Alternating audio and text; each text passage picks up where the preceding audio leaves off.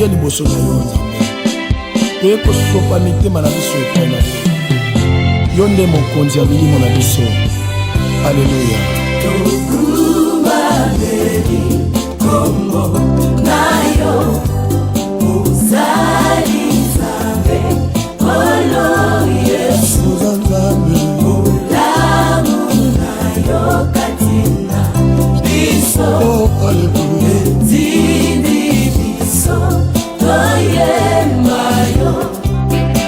Nani akoki koloba na makasi na ye ndakoma mwana Nzambe soki yo te Nzambe olokota biso ozwa moko na moko bisika yo mpona ye ekomisi ye mosantu. Alléluia.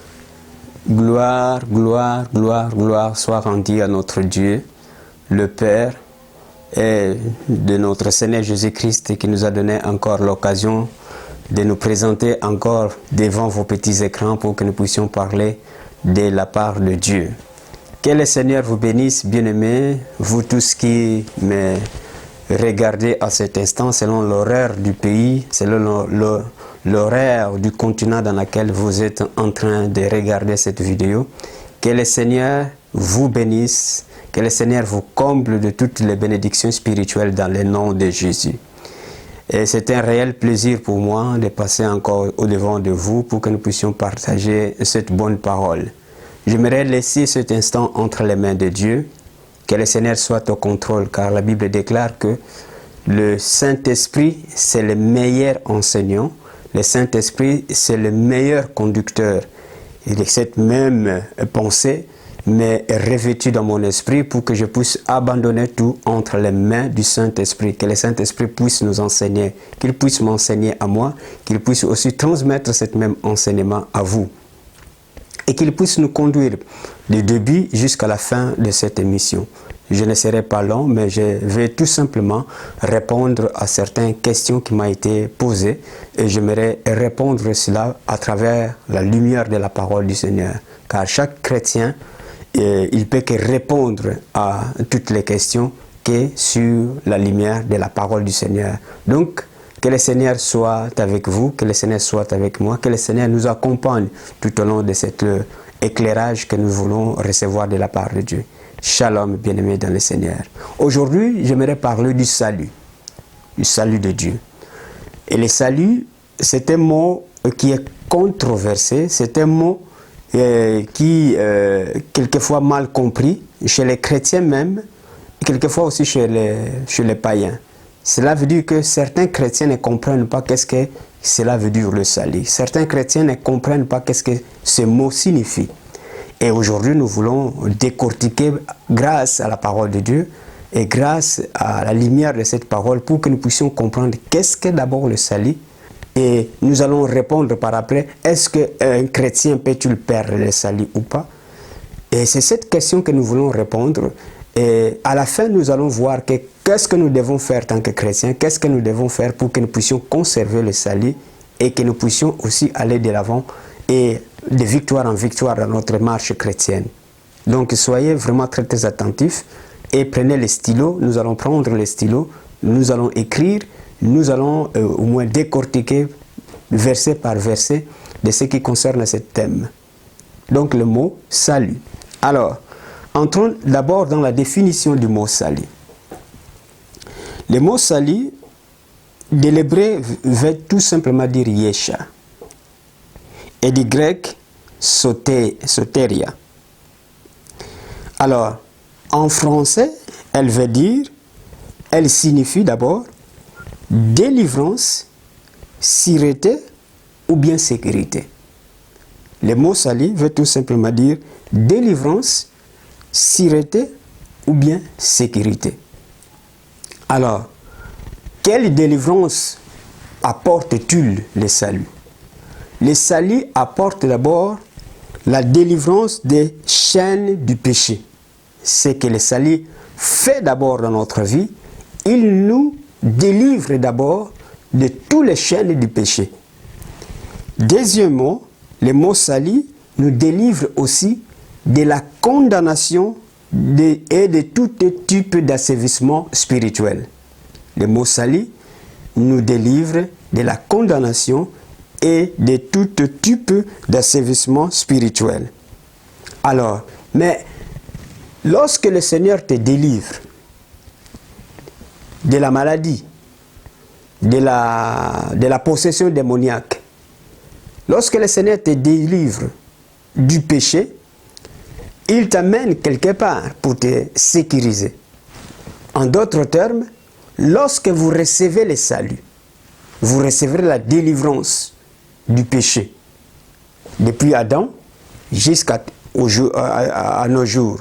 Donc, tu reçois cette délivrance. Et lorsque tu reçois cette délivrance, Dieu te transporte du royaume des ténèbres et il te transporte, il te pose maintenant dans le royaume de son Fils. Nous allons le voir à travers le verset tout à l'heure.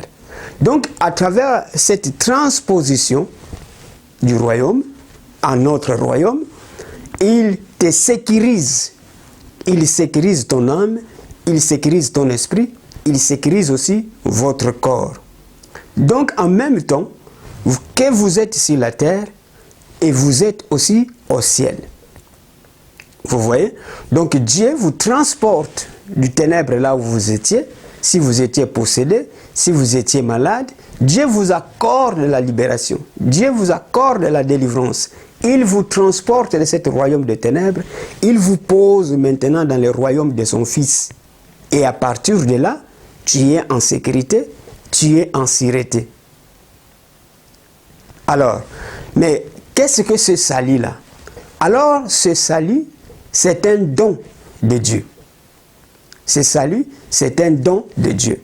Et ce salut, c'est un nom aussi. C'est une personne aussi. Alors, pour comprendre que ce salut, c'est une personne, allons dans Luc chapitre 2.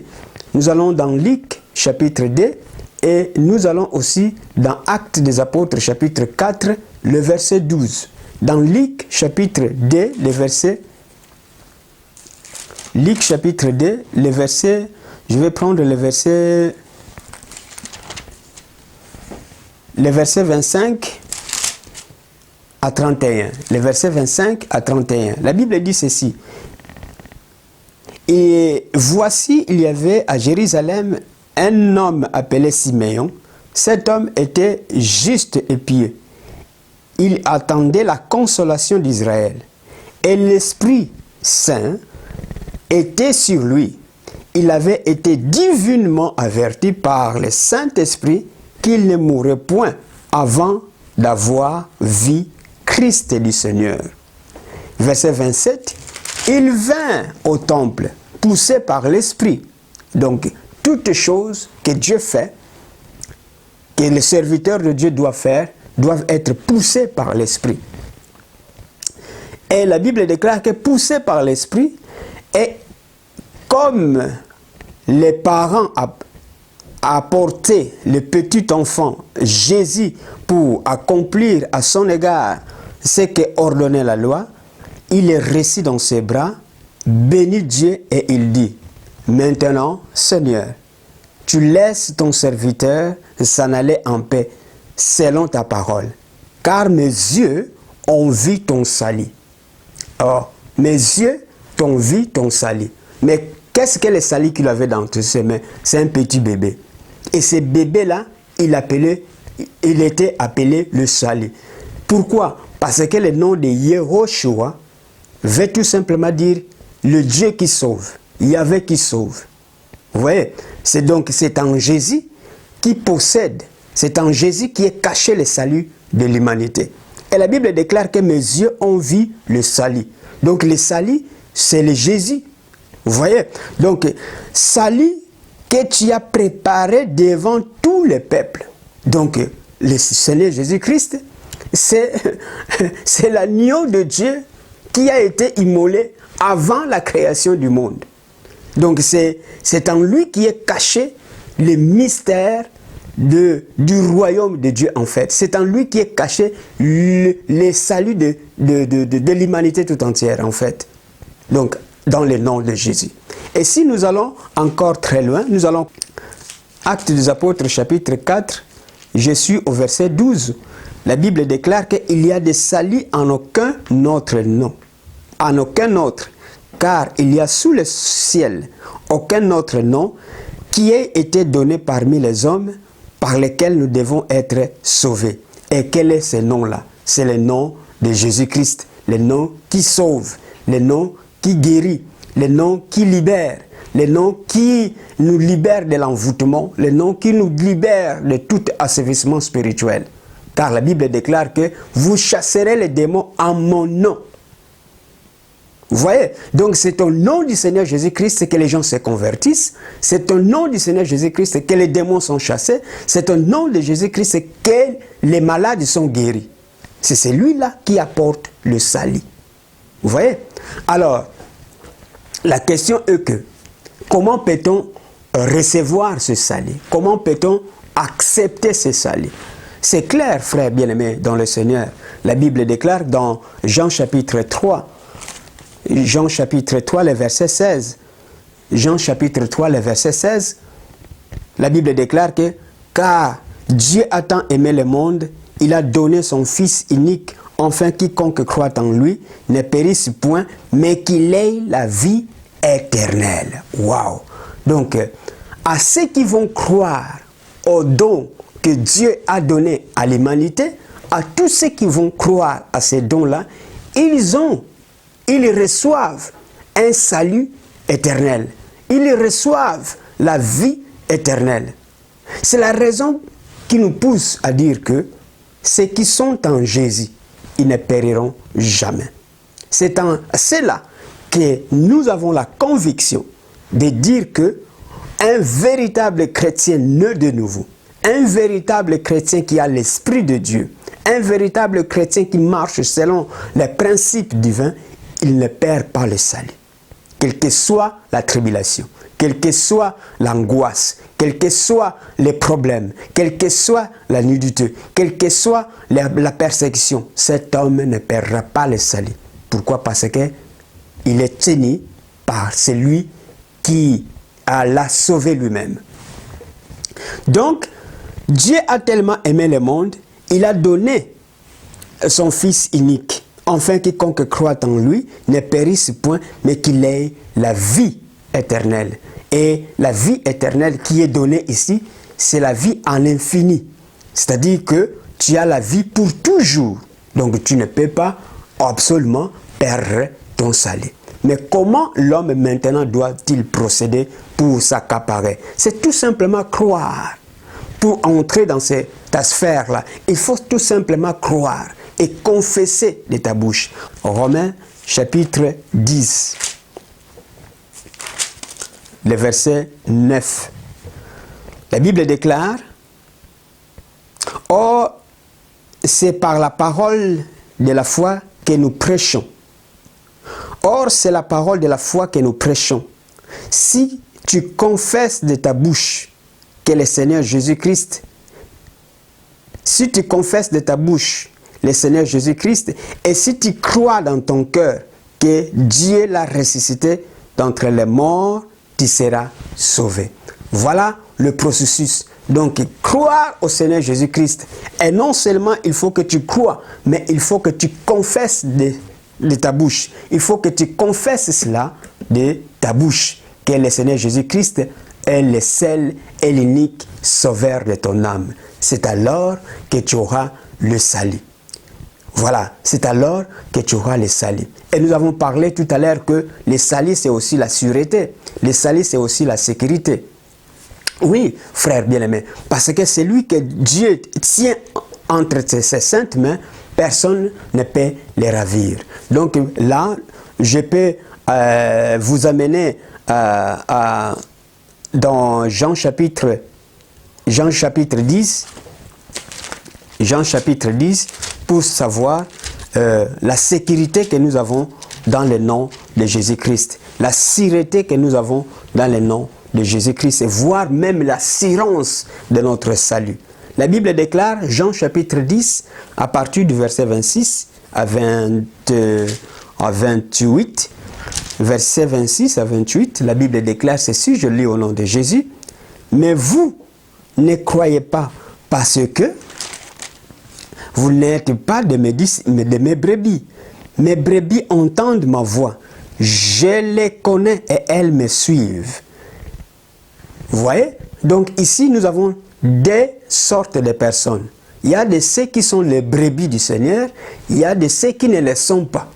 Et ceux qui ne le sont pas, ils n'entendent pas la voix et ils ne suivent pas le maître.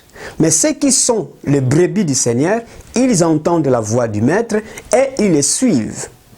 Alors, comme nous avons suivi, nous avons cru, nous avons confessé et nous suivons notre maître, la Bible déclare que mes brebis entendent ma voix, et je les connais et elles me suivent.